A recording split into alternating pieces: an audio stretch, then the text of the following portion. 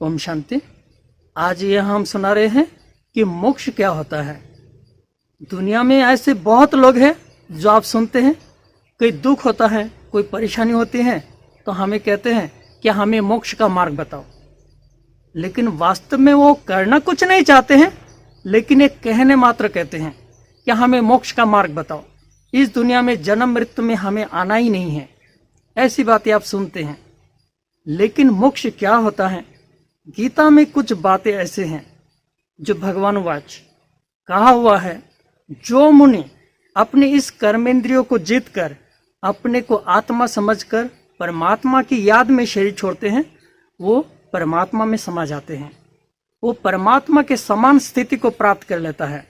वो इस जन्म मृत्यु के चक्कर से छूट जाते हैं, वो मोक्ष को प्राप्त कर लेता है।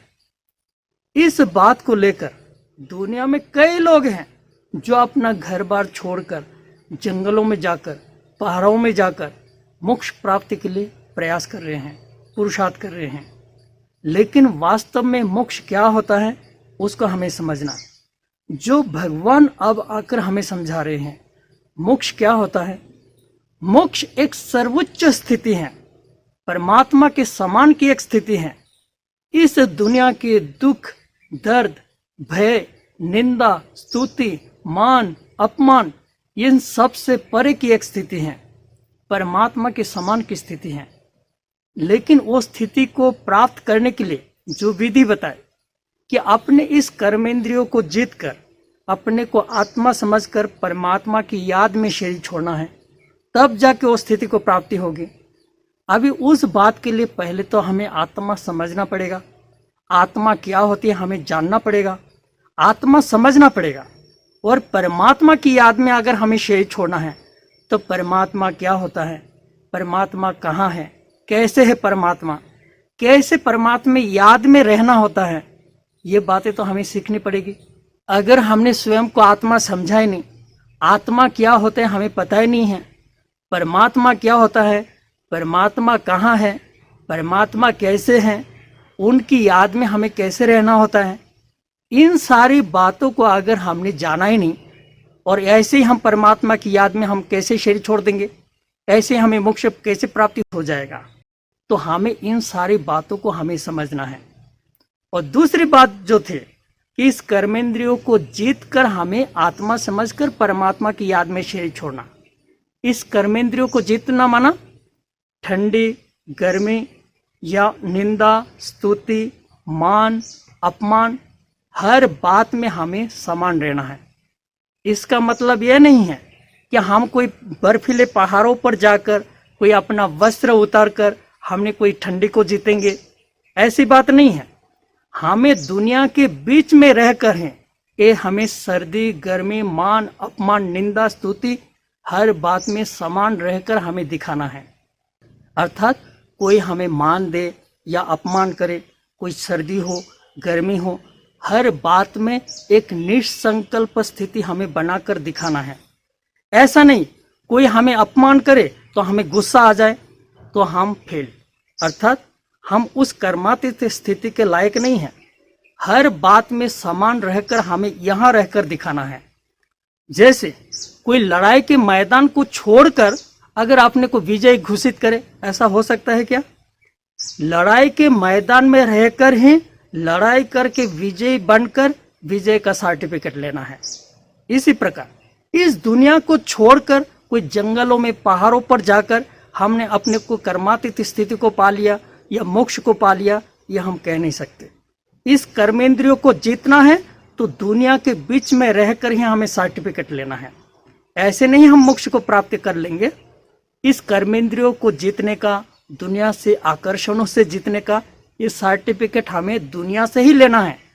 इस दुनिया से कोई अलग हटकर, कोई अकेला बनकर यह सर्टिफिकेट नहीं मिलेगा। अर्थात अगर हमने दुनिया से सर्टिफिकेट ली नहीं और हमें भगवान ऐसे ही सर्टिफिकेट दे दे मोक्ष का, ऐसा नहीं होता है। ये सर्टिफिकेट हमें दुनिया के बीच से ही लेना है। और तीसरी बात जो थे, लोग ये समझते हैं कि हम मोक्ष को प्राप्त कर लेंगे तो हम इस दुनिया में दोबारा जन्म लेंगे ही नहीं। ऐसा नहीं है। अर्थात इस दुनिया के, इस कलियुगी दुख, दर्द, ये जन्म मृत्यु के चक्कर से हम छूट जाएंगे, लेकिन दोबारा हमें इस सृष्टि में आना है। ऐसा नहीं है कि हमेशा के लिए हम छूट जाएंगे, ऐसा नहीं है। हमें दोबारा इस सृष्टि में आना है, लेकिन इस कलियुगी जो दुख दर्द, जो जन्म मृत्यु, इस चक्कर से हम छूट जाएंगे। हमारे लिए एक नई दुनिया होगी, अर्थात इस कलियुगी दुनिया खत्म होकर नई एक सतयुगी दुनिया होगी, जिसको स्वर्ग कहा जाता है, जहां हर मनुष्य देवी देवता होते हैं, भगवान की समान की स्थिति होती है। अर्थात उस स्थिति को प्राप्त करके हम इस सृष्टि में आएंगे। जन्म मृत्यु के चक्कर से हम छूट जाएंगे, लेकिन उस देवी देवता माना स्वयं भगवान की समान स्थिति में हम रहेंगे। हमारी स्वयं की इच्छा से प्रकृति भी चलेगी, वो स्थिति हमारी रहती है, लेकिन हमें दोबारा इस सृष्टि में आना है। लेकिन कई लोग ये समझते हैं, कोई लोग मानने के लिए तैयार नहीं कि मोक्ष पाना माना हमेशा के लिए इस चक्कर से छूट जाना।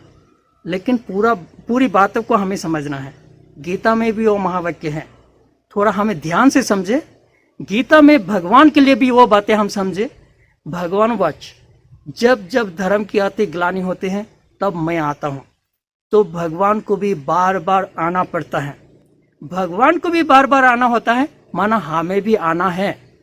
और उसी के महावाक्य में आगे हैं, भगवान अर्जुन को समझाते हुए कहते हैं, हे अर्जुन, तुम और हम इसी स्थान पर इसी रूप में कई बार मिल चुके हैं, लेकिन तुम जन्म मृत्यु के चक्कर में आकर भूल जाते हो, और मैं जन्म मृत्यु से रहित होने के कारण मुझे याद रहता है। अर्थात भगवान अर्जुन को वो मोक्ष प्राप्ति का ज्ञान दे रहे हैं, और भगवान अर्जुन को समझा रहे हैं, इसी स्थान पर इसी रूप में कई बार मिल चुके हैं। अर्थात ये एक सृष्टि का चक्र फिरता है। इस जन्म मृत्यु के चक्कर से, इस कलियुगी दुख दर्द से हम छूट जाएंगे हमेशा के लिए। फिर एक चक्र, नया चक्र शुरू होगा, हम फिर से इस दुनिया पर आएंगे, लेकिन हमारी स्थिति भगवान की समान की स्थिति होगी।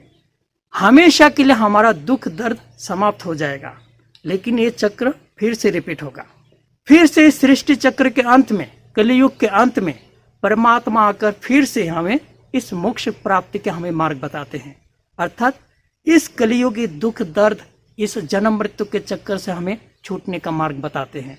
ये इस समय की बात है। ओम शांति।